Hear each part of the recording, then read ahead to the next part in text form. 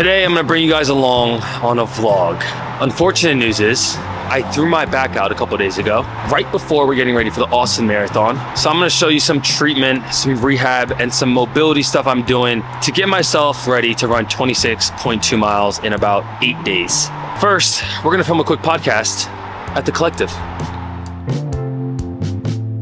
All right, so a couple days ago, I pulled my back very, very bad. And it was right after I was power cleaning. I felt like a little twinge in my back and I didn't think anything of it, but then I went home and I did everyday life stuff. And I realized, I'm like, oh, my back's a little tight. And I went to sleep and then something happened in like a dream. I turned my back really quickly in the middle of the night.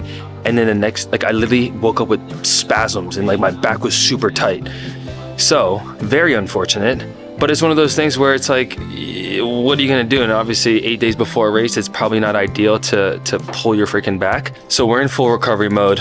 About to film this pod, but I'm gonna show you guys. I have a session with Colin where we're basically gonna mobilize the spine. We've been doing a ton of dry needling. And these are like a worst case scenario right before a race, kind of ways to like create more blood flow and then obviously show up to the toe line healthy. We're gonna do our best. I mean, honestly, I've felt the best I have the past couple of days today. It's just kind of like it kind of kills your confidence a little bit, right? Like 8 days before you're supposed to run a marathon, but we're gonna figure it out. All right, we're in the pod now. This is a super cool spot. We're here at Pouch 6 at the Collective up north. This is where I've been recording a lot of my pods and a lot of my reels. And I'm gonna bring you guys a little bit along. You guys are gonna be kind of part of it. You're not in the shot on these other cameras, but you guys are seeing it from this lens. So, you know, kind of speaking on what I was just talking about, my back is feeling a lot better. This is day 3 now that we're going on this recovery process. It's unfortunate right before a race, but you got to make the best of what you got. And there's something I got from when I was in Hawaii. Our Uber driver picked us up and said a lot of affirmations in his car, but he had one right on, like sitting right in front of the passenger seat, and it said, what's the best that can happen? And in these moments, it's taking that mindset and living it through. What's the best that can happen? Time to pod, time to pod. All right, so we just got done filming. Super good episode. The solo eps are always interesting for me because it's a different landscape, talking to yourself, and it's a lot more conversational. Like you don't feel the pressure of like even though I'm by myself, it's not like a reel where I'm like forced to like be on and like not like have a couple seconds to think.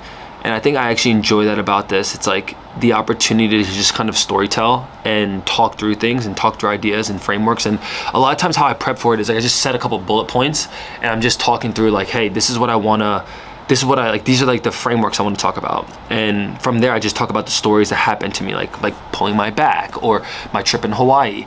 And I think it makes it very conversational. The positive to this is like my back's feeling pretty good. Sitting down sometimes can get stiff, and you know, you got to move it around a little bit, but I got treatment in a couple hours, which would be good. And what I didn't showcase for you guys the past couple of days is like, I was like in pretty severe pain. I really couldn't do much. So I'm supposed to be doing a tapered week of training right now, which if you guys know much about marathon training, or if you don't, a tapered week of training is when you are decreasing your volume, you're decreasing your miles that you're running each week, 2 weeks prior to going to the marathon, because you want your body to be rested at a restorative state so that you can go run 26.2 miles. And the good thing is I'm not able to run that much, so I'm still kind of tapering, but now I'm dealing with an injury, and we need to make sure that we're healing as fast as possible and staying positive through it. Even though we're on a short timetable, it's really, really imperative in the recovery process, because your body will heal as fast as your mind allows it as well. And it's not just a physical thing, it's like a mental thing as well. It's like if you keep providing negative feedback, like, oh my God, I'm not gonna be able to run, I'm a failure, I'm this, I'm that, like that's what your body's also gonna hear. So for me, it's just showing myself grace, being kind to myself, showing yourself empathy, and realizing that the body's very smart and it's very adaptable. And even though these things happen, there's always a positive that can come out of it. So that's my message for y'all.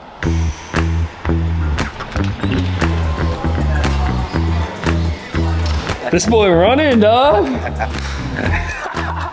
How you doing, brother? The big ass camera. I know. I'm vlogging for the day, buddy. All right, we're about to get cut. If you've never been to the shop, this is a spot to come to. If you're in Austin, get a cut here. Come to the shop ATX.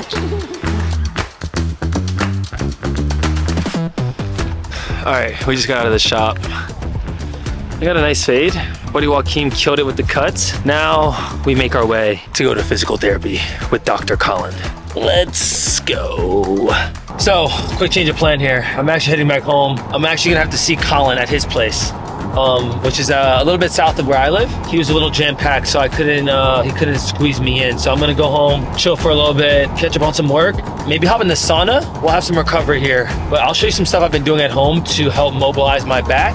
That's been a big component of me getting healthier 8 days away from the Austin Marathon. Getting a little steps in, went to the mailbox real quick. I think this has been the best thing I've been doing is just like finding ways to keep moving my body. Even though my back is very stiff, this is creating blood flow. We're getting movement into the spine, into the legs, and sometimes it's the best thing we can do. A lot of people are like, yo, you should probably just be resting and just like sitting down and not laying off the couch, but sometimes when your muscles don't get any blood flow, they can get even more stiff. So walking around, not staying in one spot too long has been very, very beneficial.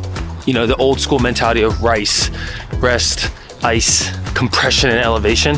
But I think it's been a kind of like an old mentality. Newer frameworks now are like around creating movement and how movement is medicine and creating blood flow. So just want to keep that in mind.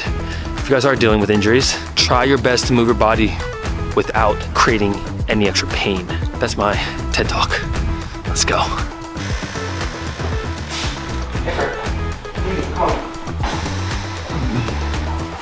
This is the ultimate man cave. It's the setup, dude. It's the setup.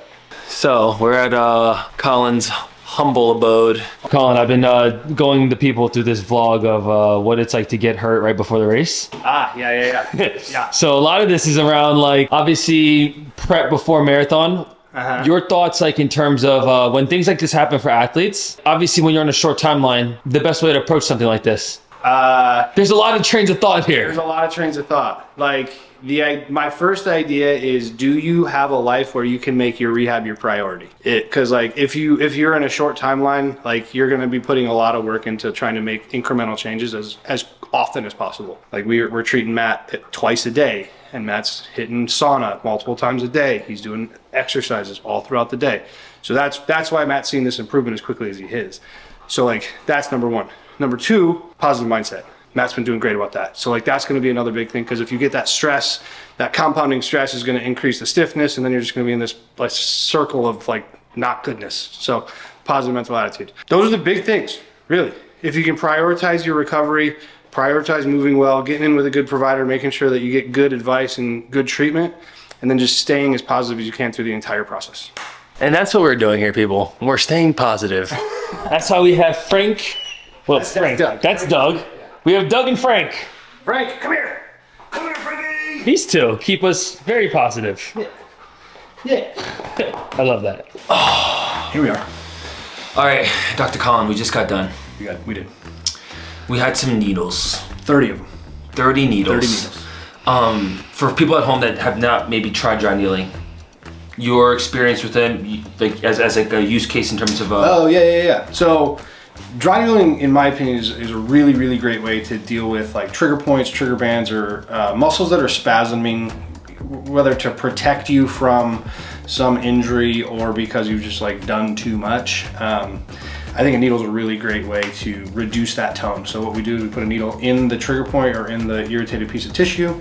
The way I do it is I piston the needle. I move the needle a little bit to elicit what's called a local twitch response. So the muscle kind of grabs the needle. It knows that we've, now that's the sign that we've irritated the tissue enough for it to calm down throughout the rest of the day. We increase blood flow to that area, and that's just gonna be good to create a good healing environment. So in this case, we are needling around the paraspinals, or the big muscles that are like right on top of the spine. Because for Matt, those have clamped down to try to reduce the movement in his spine, which can be good for like not irritating a potential disc injury, but it's really bad for feeling good and running a marathon in 10 days. So, and then we go a little bit deeper. So there's muscles right on top of the vertebra that are the multifidi, and those are going to be really controlling disc mechanics and how each vertebra is moving against each other. So we put needles in those as well. Again, now we're increasing blood flow to tissues even closer to the disc if there was a disc injury. So what you can see is we're really trying to treat the body's response to the injury. We're not really treating the injury right now. And then we're just doing more of like taking care of the glutes just to make sure that his pelvis can move. And if he's gonna run, he needs his ass to be able to push him forward. Yeah. So it kind of makes sense, right? All right, so I mean, obviously, for a lot of people, like, this might not be the smartest thing to do. Yeah. Right? Like, yeah. if you like spasm your back and then 12 days later, you're gonna try to go run a marathon. So I think, you know, proceed with caution. Obviously, if you have a healthcare provider or anyone, a physical therapist, someone that you can lean on in your internal team, it's always a win. Obviously, when we first started working together, you always said, like, Matt, like, I'm willing to like push the envelope. We're willing to challenge some frameworks and poke the bear. Poke the bear a little bit. And that's kind of why I like working with Dr. Colin, because it's like, it's never a no. It's just like, let's see how you progress. Yeah. And then respond to whatever happens after. Totally. So it's like determining the difference between hurt and harm, right? Like if Matt goes out and runs a sub-3 marathon, is there a chance you might hurt afterwards? Probably. Is there a chance that you created like really big harm to your back? I think that risk is super low. So if you're willing to deal with a little discomfort because you want to accomplish this task or do this thing, just sometimes you're gonna pay for it a little bit, and if you're willing to pay that price, have at it, dude. Do it. Yeah. You just got to be honest about what the consequences might be, and if you're willing to deal with them. I love it. I think the last thing I'm gonna say is, for a lot of people, a lot of athletes, creators, or like whoever it is that might be watching this, marathoner, be proactive with your maintenance. Like I see Colin all the time, even when I'm not hurt. Like now, because I have a specific thing, we're going like very hard on it. Like we're being very aggressive with the rehab. Yeah, we treat but typically 6 times this week. Yeah, literally, I've seen him often. I'm in his house right now. Yeah. But typically, this is like, we're like a weekly occurrence or a bi-weekly occurrence where even when I'm feeling good, I think getting your maintenance, getting things checked out is a positive thing before something really flares up. And then when something does, you kind of double down on it. So that would be my piece of advice for all of you. Find someone that can help you on your fitness and wellness journey so you can stay healthy, because the best ability is availability. There we are. I like it. So, Boom. Austin Marathon, 7 days. It's gonna happen. 8 days. Peace. See y'all. Peace.